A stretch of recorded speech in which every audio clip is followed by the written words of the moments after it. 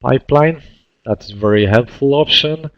Without selecting that option, all video insertion connected to HDVG Plus will show exactly same picture, same which we saw on the first cable. So if you will never ever face the problem like that you are connecting 3 different video sources, and still when you're changing the textures number in the ForDesigner on the templates, all of them looks the same as the first one, the pipeline option is missing. GFX optimize, even if that is option to select or not, it should be always turned on. Yes, if not, that's the option from the past, really, when it have some options and changes between HD and SD mode. But right now, if you will not select it, you will see that inputs are green or shift a bit. Yes, so that for the reference needs to be always selected. When I press next, it's switching me to the AUX port, some additional inputs. When I see configuration like that, it's also clear. It's already clear that it's not for the blend, not for the DVG2U. I have 2 boards. It needs to be HDVG Plus. It of course could be HDVG4, the most powerful machine in the Avid for the graphics generation, but that one is not covered in that course. The same situation, yes, dual link or fin only. Let's say that we don't want any dual links on the second board. We need 2 additional inputs. We could select 4 because 4 is the amount of the physical sockets which we have. But if we select 4 here and use 4 video insertion in the configuration, which will give us 6 in the total, and the license which we have for that machine, which will be in the license file, is allowing us only for 4 video inputs, render engine will not start. It will show you that you have wrong configuration. So please don't do never the maximum amount which you have in the GUI. Please always refer to the license which you have.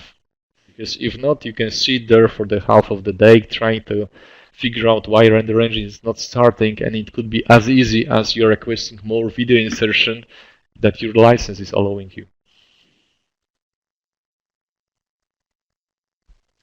The same scenario, pipeline GFX optimize, always turn on.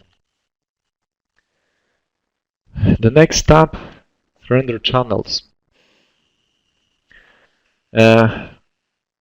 It's not the same as the HDVG2U, 2 channels, because there we have 2 separate machines. That configuration is the single specific render engine.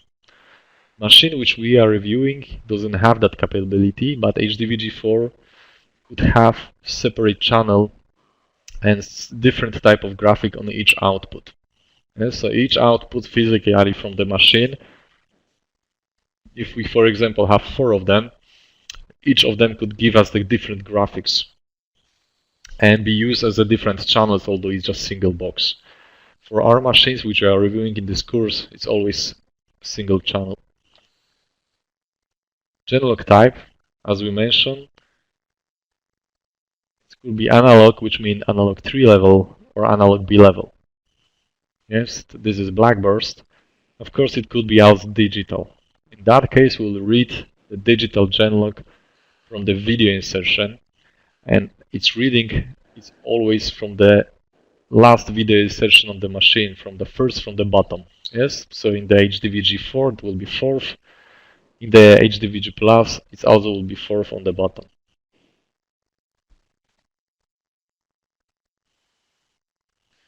Now is the question, do we want to use the mixing in the HDVG or not? Mixing, I would just want to remind that mixing is the video insertion which will be connected to the last socket number 4 on the main board, and that video cannot be used as a texture anymore.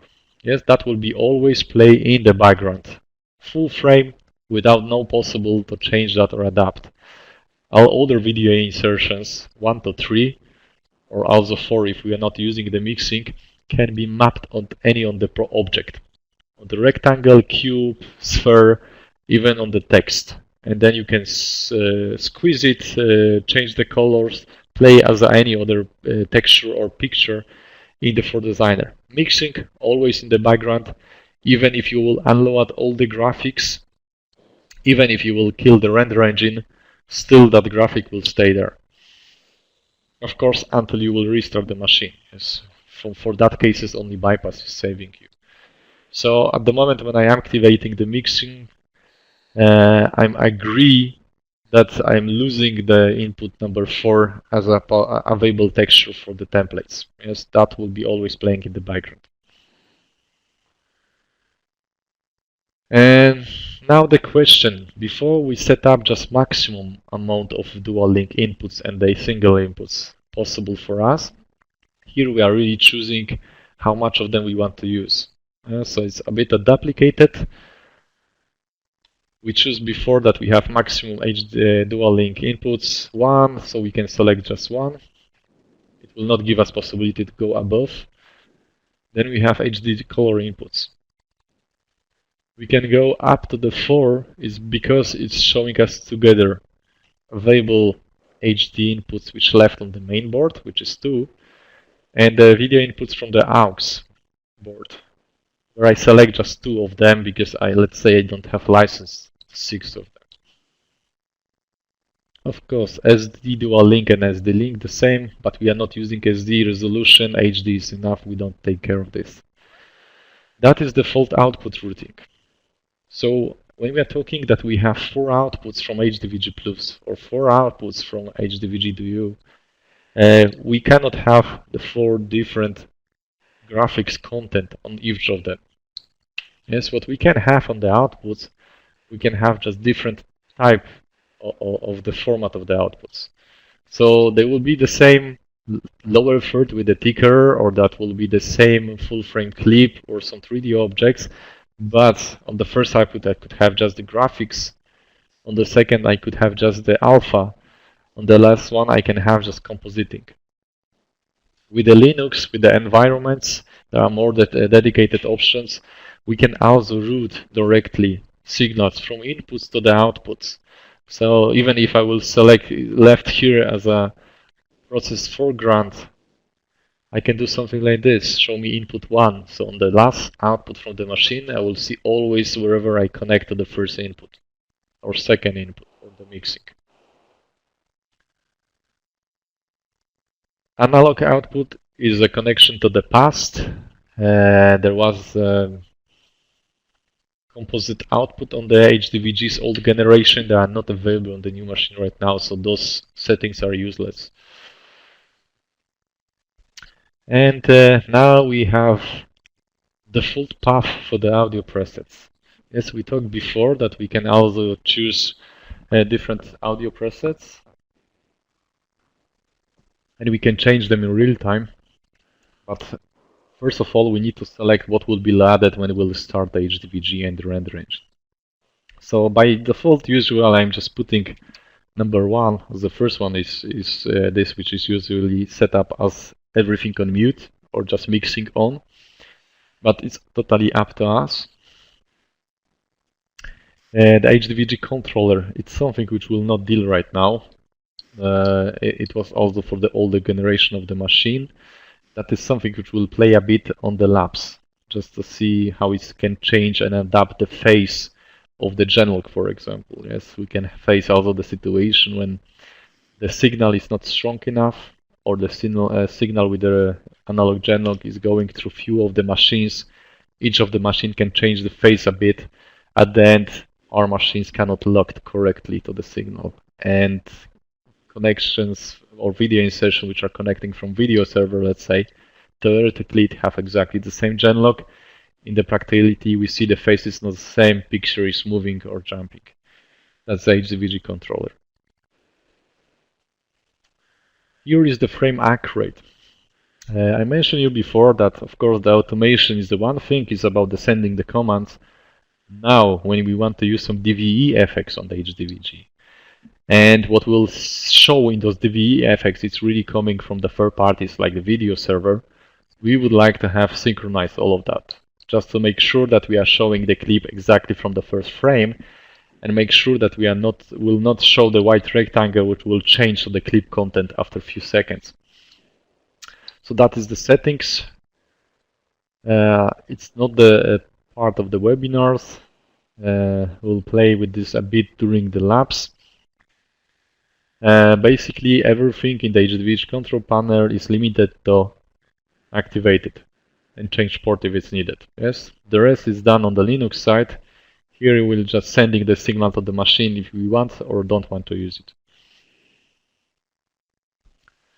And now we have the clip buffers, so it's almost end of the configuration. As I mentioned you, the video engine is a dedicated solution for playing the clips, high capability, a lot of codecs. We have validates, we have synchronized tools and database. Those are the clips which we are adding to the templates. Yes, so I'm adding the rectangle to my template. Then I can select, it could be texture, some image, or the clip. And we are talking about those clips, yeah, which could be sent later with the change later with the export from automation even. We'll be doing that and practicing that during the Hansel lab. This is just the settings which will allow us to cache the clip. Same situation like, let's say, with the frame accurate and the automation, to make sure that when we'll press play the clip, we'll not see the white rectangle at the beginning. We need to have some buffer in the system, just to make sure that the render engine with Maestro or 3D Play can cue the clip and make it ready. Read that 5 first frames and keep it just to make sure that we have some content to start. Of course, we need to put the resolution. If I will left here SD clip and I would like to play HD clip, it will not work. Yes, it's always looking for the size of buffer to which it can fit. Buffers is how many frames from the beginning it should read from the clips. Yes, of course, if we'll notice that from some reason 5 frames of buffers is not enough, you can increase it. But usually 5 is working well. The count is how many of that buffers we want. As we see, the single buffer is showing us it will take 40 megabytes. Yes, there's no problem. Put the 9 of them, or even put manually value like 12 of the clips. I think